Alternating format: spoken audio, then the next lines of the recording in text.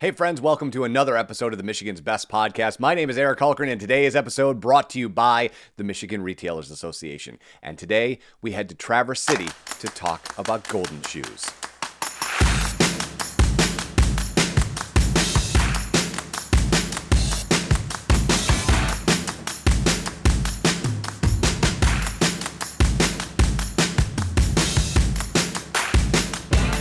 And as I said, our guest today on the podcast, Bill Golden, co-president of Golden Shoes. Bill, how are you today, my friend?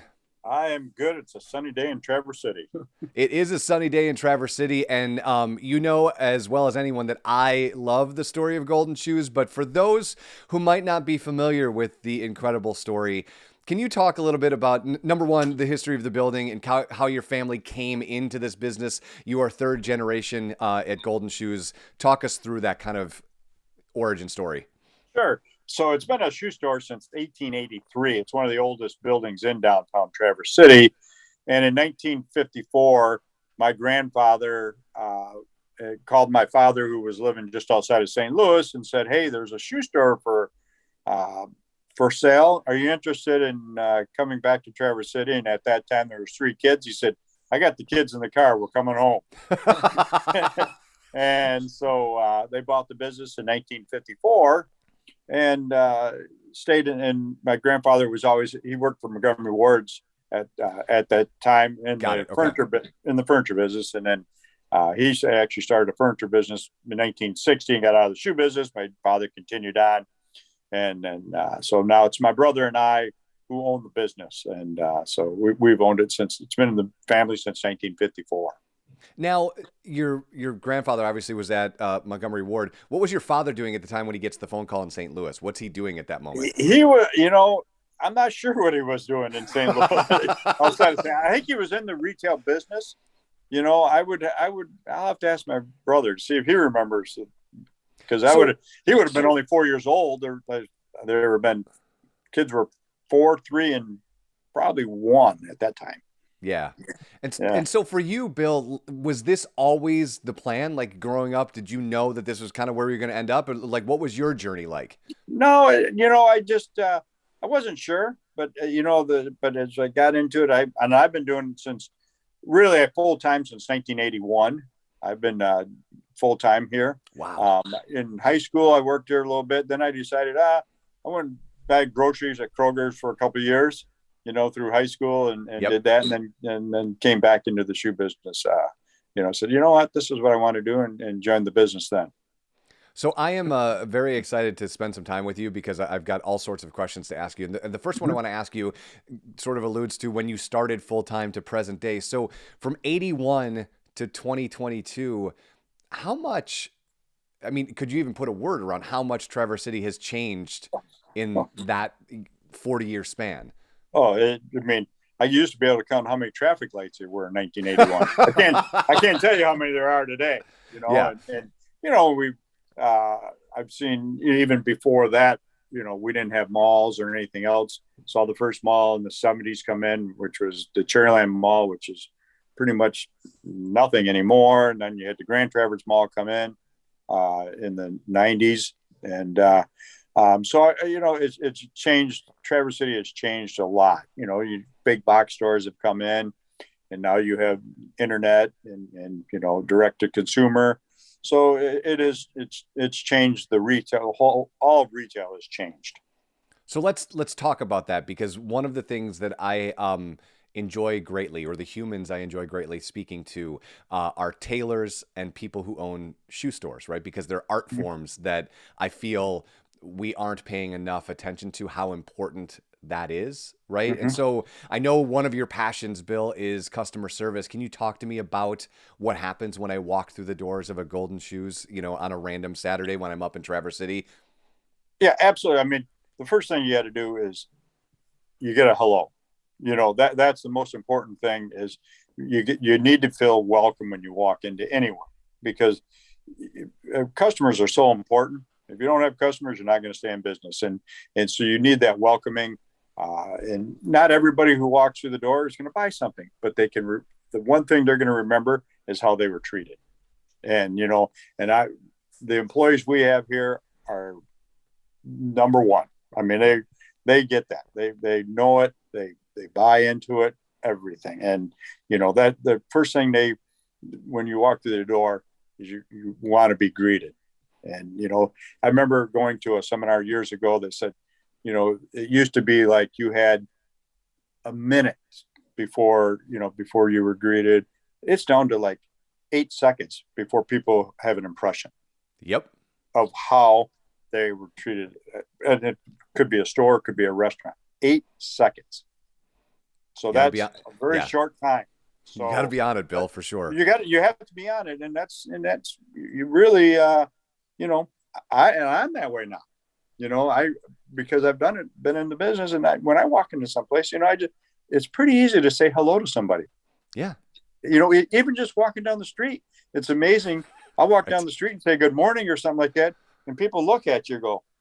Traverse City is a tourist destination. So there are a lot of people that don't live in Traverse City that have become lifelong customers of Golden Shoes. What is that like for you guys, where someone comes in, they have this experience with Golden Shoes, and they're like, all right, this is where I'm going every single year to get my shoes? And just to give you an example, probably 3 weeks ago, I had a customer email me, and she had 7 pairs of shoes that she emailed me. Says, I will be in on June 9th. I'm flying in to see my parents. This is where I buy my shoes. Do you have these, or can you get these? And I had everything for her. She sent me an email and said, my flight's delayed. I won't be there until the 10th. Will you please hang on to them still? And I said, well, you're not the only person whose flight's been delayed. I know that. Right. Yes. But it's pretty amazing that there's some very, very loyal customers out there, and they still exist, and they buy into that local, shop local. And that's very, it means a lot to us. It really does. And, not just for me, but you see downtown, and you see the people walking around with bags from the local shops, and everybody down here is local. I mean, most all there's a couple,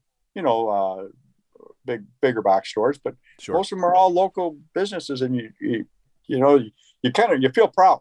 You really do.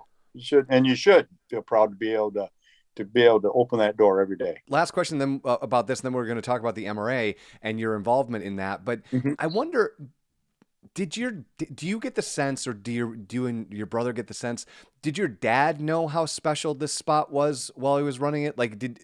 How long did it take for you guys to kind of figure out that you have some sort of special sauce going on in the building that people want to fly in and buy their shoes for the year for you? Because like you just said at the beginning of this interview, think about where we are with the internet and the big box stores and the company name with an A that we won't mention, right? Like all of those things are out there. And this particular human being is getting on a plane, flying to Traverse City to visit their family, and then flying home with 7 pairs of shoes that they bought from you. Yeah. I'm not sure back in that day, you wouldn't have ever thought something like that was going to happen, what's going on today. But he built that. I mean, because of the community, you had to rely on your community, because back then it wasn't Traverse City wasn't what you call a true destination back in the 60s, but it is now. So you relied on the people in your town to support you. And we still do today, believe me. I mean, that's it. Sure, all these tourists and everything else, but it's really the people who live here are my bread and butter too. I mean, those are the people, and you have to support their organizations when they come in. They come in for a donation. You can give them a $25 gift card or whatever, and they'll remember that, and they come in and shop because of that. And that's important to support their organizations too. Bill, let's talk about the MRA and your involvement in them and how that came to be, right? Because currently you are the vice chair of the board. Is that correct? That is correct. All right. So talk me through how you guys joined the MRA and kind of how you got to want to be on the board, and what does that look like for you? Well, we've been a member for MRA when I came into the business in 1981, we were members then. And that, my dad joined them way back when, and it's a great organization. with the workman's comp and the legislature, Amy Drum down doing the legislation down there. And my involvement, Bruce Rogers, who had the women's clothing stores in Traverse City, he was on the board for many years. When he was getting off, he put my name forward and came and talked to me about it. And I said, absolutely, I'd love to join it, And I knew, about MRA Sure. and Larry Meyer, who was the former CEO, and known him forever, and Jim Hallen and things like that. And so I kind of got involved, and what an organization. I mean, they really, it has involved a lot now with the Hardware Association, Grocers Association joining, bank card processing has really, really come along too. And so what does the rest of the year look like for the MRA, right? Because I've spent the last 3 years talking with retailers and members of the MRA about the incredible work that was happening during COVID. And now we're entering into this next phase. What does it look like for you guys? Like what's on the docket for the rest of 2022, and what can Michiganders expect to see from the MRA? And that's kind of an odd question because in most cases they don't even know they exist, right? But what will they see and not realize is being put on by the MRA? And what are you excited about personally? Well, I just came back. We Amy Drum put on retailers night out. We had we're down in Lansing. We had some retail crime organization people up on stage talking, which we don't see it as much here. What's going on, and it was very eye opening to listening what's happening out there with some of that retail crime going on. I didn't know it was out there, because I don't see it. Sure. And then some of the legislative things that are going on. You had a panel up there for that too. So, the MRA is always trying to help the retailers, because all the retailers, it's tough out there. It's very tough. And just trying to make sure everybody's covered, with workman's comp, and everything else. You gotta stay. There's so many moving parts out there that, if you don't know about it, different taxes, and, they let you know about, there was a credit for employee tax credit. How many people, if you're a small business, how did you know you were eligible for that? Back when they were to the PPP loans and things like that, they helped you through all that. And that's, if you don't belong to organizations like that, do you know that's out there? And that's one thing about the MRA. They really are on top of it and let you know about these different programs that you are eligible for. Bill Golden, I will let you get back to it, but if people want to learn more about Golden Shoes, where do they find you and how do they interact? Well, come on up to Traverse City. First of all, that's where you want to be. And we're goldenshoestc.com is our website, and we'll hold those shoes for you.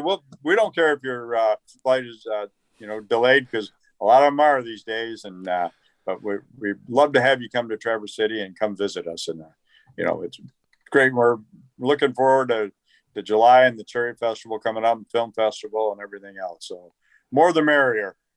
Bill, have an awesome summer, my friend. It was a blessed time to talk to you. Great. Thanks, Eric, very much. Appreciate it.